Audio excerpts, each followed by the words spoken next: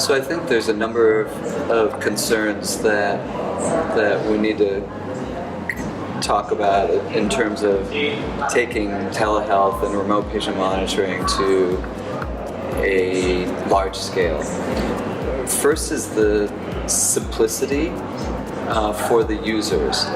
Right now, teaching someone how to put on a blood pressure cuff by itself is difficult, especially for an older person. So we're working on ways to make the monitoring devices much simpler. Wearables, you're hearing about wearable sensors. That's going to make more and more sense because something that you wear that's part of your clothing or a wearable sticker, all those things are going to lend themselves to greater simplicity. And the simpler something is, we talk about it being frictionless. That's another tech term. I think for most people, it just needs to be magical. It needs to be something that for even an older person or someone who's sick, it doesn't require them to even know that they're being monitored. And as simple as, at the most, plugging something into the wall, and then it automatically talks to sensors and wearables. And then obviously the price, the cost of these devices. If they're so expensive, then we can't afford for everyone to have one of these devices. So I think the good news is technology is creating simpler devices, and as we're opening a bigger market to these device opportunities, the price is coming down. To getting the doctors and nurses to use these tools and to practice medicine in a very new way. So that's a little bit of behavior change and training and retraining, and really starting to understand how to take better care of patients without having to see them in person, face to face,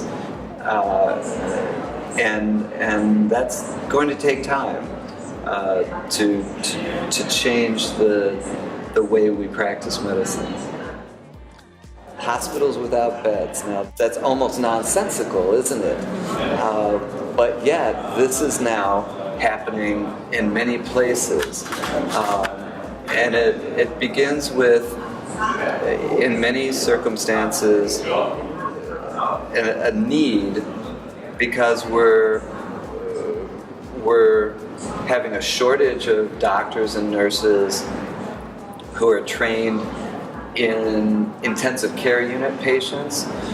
So now we've learned that doctors and nurses can monitor patients very far away in intensive care units and do that safely and actually improve care, because now you can afford to have a highly experienced doctor or nurse in this central location and be able to see the data from patients 1,000 miles away.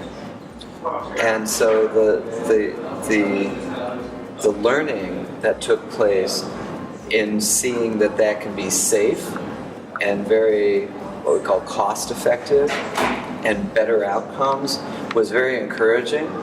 And now these hospitals are building more facilities to have patient care, but in the home or in other places, and it's very important. This is a big step forward in how we can deliver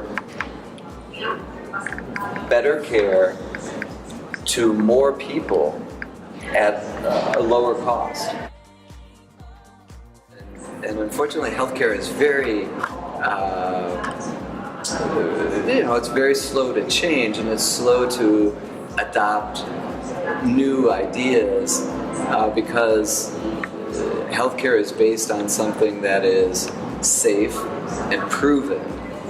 And if something is new, it's usually not proven because it's new. And so if something's not proven, then there's concern about, well, is that safe? And so you have to be able to take technology ideas and show very quickly how they're just as safe or even potentially more safe than what we did in the past. And then you kind of open more doors to new ideas.